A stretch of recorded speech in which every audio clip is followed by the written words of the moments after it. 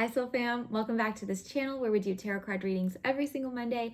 My name is Frances if we haven't met before, and I am so honored and excited to be connected with you here. Before we dive into it, don't forget to subscribe to this channel if you haven't already, and share with a friend who you think might benefit from these readings or learn something new. I would love to connect with your favorite people. As always, we are working with the Four Noble Tarot card deck.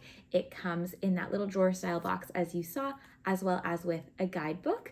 This guidebook has tarot card spread templates, so if you're new to tarot, you can start working with the templates. It also, of course, has descriptions for every single card. This is great if you are new to tarot and you're learning, and also if you already have a practice. Sometimes we just want someone to tell us what we need to know instead of having to, tap really deeply into our channel or whatever it may be.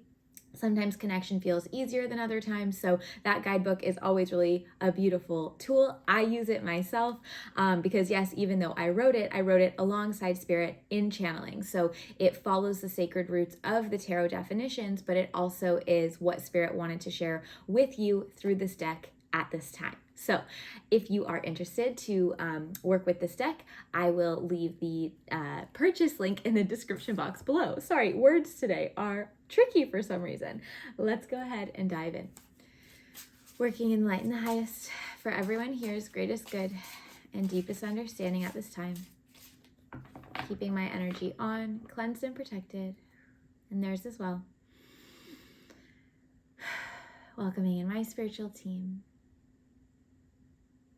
And each and every person here welcoming their team forward as well. Okay. What do we need to know this week? Do we need to shuffle again? No.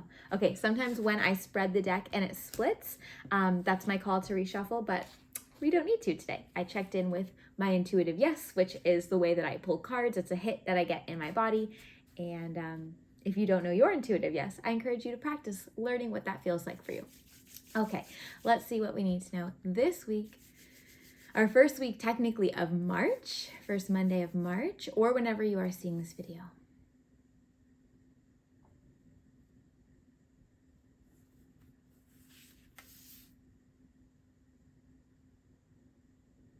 Where to focus, what to know. Okay, so this first card feels like kind of more overview guidance, and then these three cards, where to focus, what to know. So kind of like where to put our energy, what to be mindful of. So first card, overview. Ooh, I love this card for us. Seven of Swords. This is the card of radical self-care, radical self-trust, putting yourself first no matter what. Like in your priorities list, you need to be number one every single day, all day this week. Now, I know that might seem really selfish, or like, how can I do this and still take care of other people? Or how can I put myself first and still show up at work, or whatever it may be? Of course, we still have to, fulfill the responsibilities of life. But also, it's really important that you are paying attention to your needs, your desires, and checking in with your energy levels. How full is your cup? It's likely, if you check in with yourself right now, a little on the empty side or really close to being empty completely. So this week, whatever day you're watching this, hopefully Monday or Tuesday, so it's still the beginning of the week, write down some ways that you can put yourself first, honor your needs. So, and the third piece is like, do what you want. So put yourself first, honor your needs, do what you want. I want you to write these things down. And I'm just listening. In terms of, what do you need and do what you want, those two pieces of guidance, that's going to require some self-reflection, right? Like, okay, what do I need right now? Multiple times a day. Checking in with yourself, maybe setting an alarm on your phone or a reminder on your phone to check in. Hey, what do you need? Right? And maybe right now, today, whenever you're watching this, what is something that would feel fulfilling for you this week, joyful for you this week, soul-filling for you this week? Plan that out now. Like, put it on the calendar, make the call, book it online, get it on the calendar, and don't worry. I know this is really hard. Literally, I was like, oh, I can't say it. And Spirit's like, no, you have to.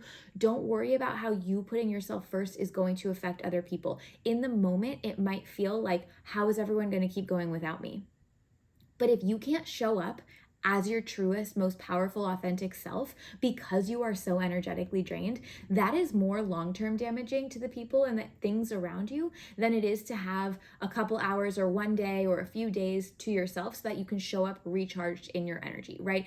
It's the age-old saying, you can't pour from an empty cup. That is so, so true this week. So spend some time today after you watch this video, or press pause and do it now. What do you need? What do you want? And how can you prioritize yourself? Put yourself first, your needs first, your desires first, your time first, your energy first, right? Anything. This could be asking a roommate or a partner to do the dishes for you so you can go to bed earlier, or run the dishwasher, maybe even if it's a little bit empty. It's like, Mother Earth, forgive me, but like, I need to do this, right? Whatever it is. Those are just silly little examples, but they really help to take your power back. If you are a business owner, what systems can you put in place? Like back-end systems, auto emails, things like that. Really getting creative with how to take back your time and your energy, and knowing that this is the week to do that in all the different ways, all capacities. Okay? Cool. I love it. Seven of Swords.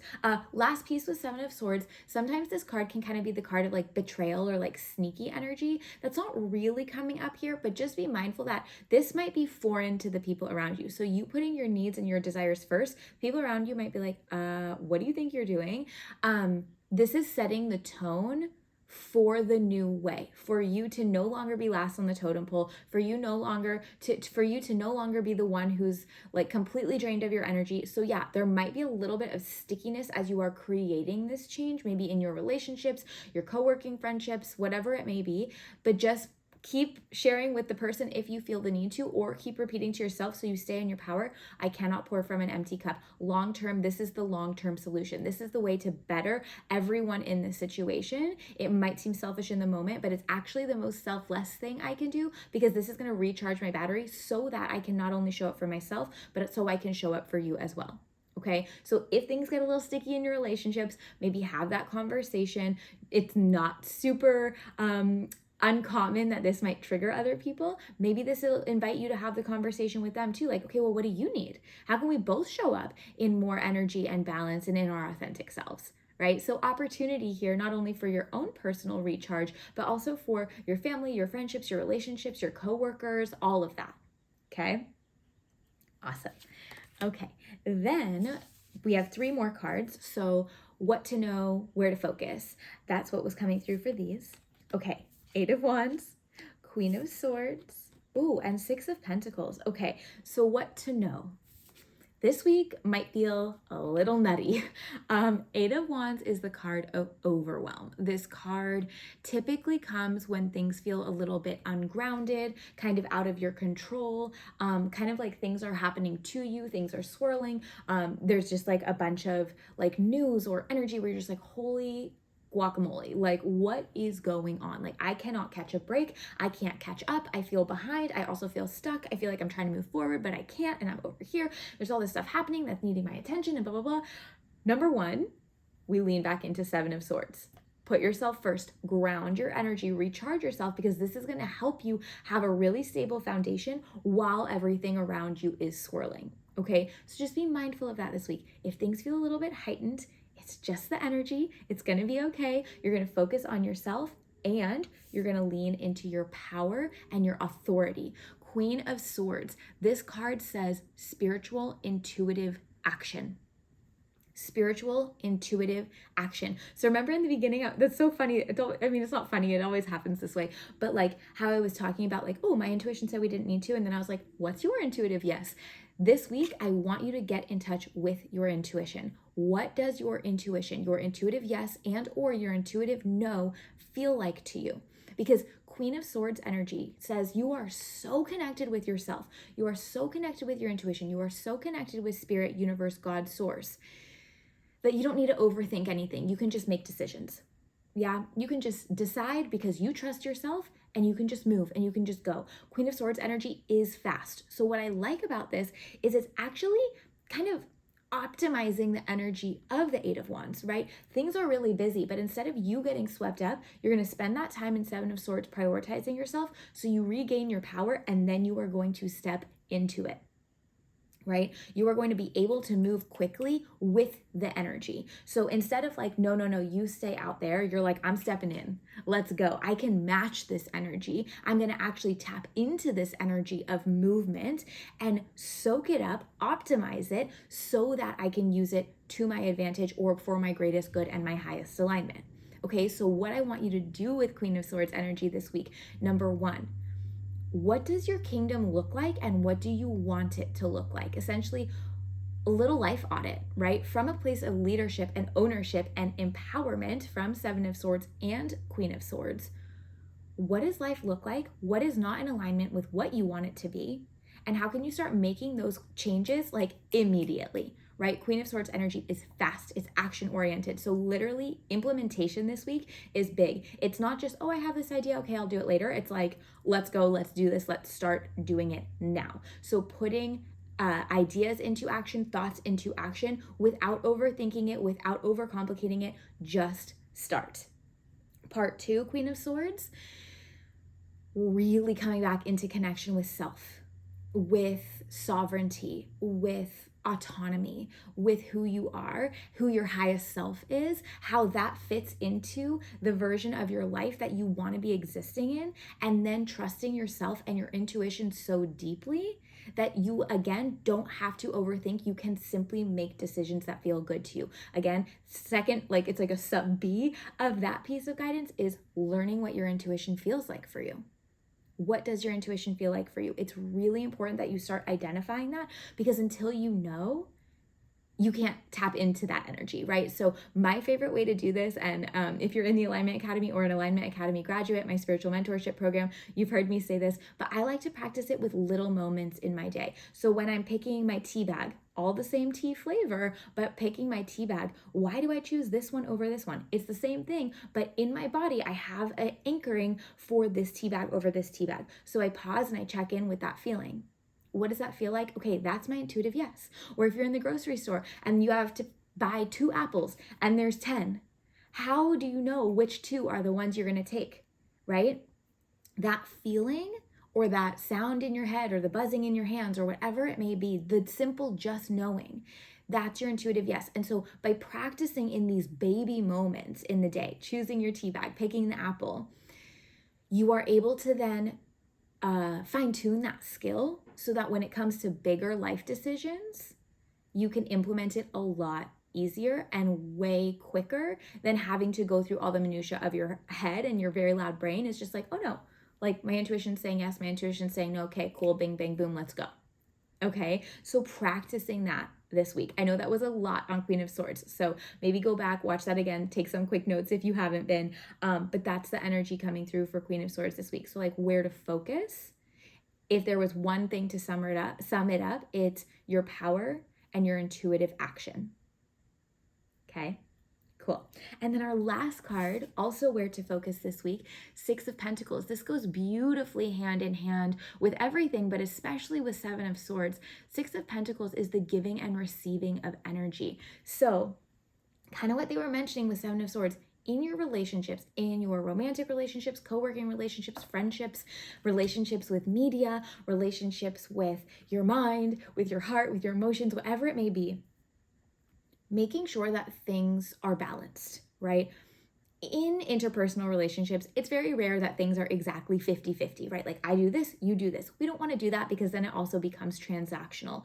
However, as a whole, you should be receiving back what you are giving in the appropriate ways, right? So maybe the way that you give is through acts of service, but maybe that's not how you receive back. Maybe you receive back through words of affirmation and quality time, right? So I'm using love languages as examples. It doesn't have to be exactly that, but they're saying like the give and take doesn't have to be exactly the same, but the energy and the amount in the exchange does need to be as close to 50%, 50-50 as possible. So checking in, where are you giving more than you are receiving? And if you are giving more than you're receiving, how can you either pull back, step back into your power and put yourself first, and or ask for what you need from the other person or from the other thing, whatever it may be, so that you are actually getting filled back up in that two-way energy exchange.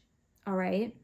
So again, checking in with energy levels, energy exchange, where things are maybe misaligned in terms of what you are giving and what you're receiving back, and being very honest with yourself in your relationships. Maybe are you not giving as much as you are receiving? And do we need to be very honest with ourselves there? All right. So quite a check-in this week in terms of like who you are, where you are, what you want, and how you're going to get that. Yeah. But really, if there was one thing to note, if I were to summarize this, it is that the energy is heightened this week. So try not to get overwhelmed by it. Instead, put yourself first, ground in your energy, tap into your intuitive space, honor your needs and your desires. If you don't know what your needs and your desires are, invest some time or set up some systems that are going to remind you to check in with yourself, and then check in with your relationships to all things and all people, making sure that what you are giving is what you are receiving and vice versa.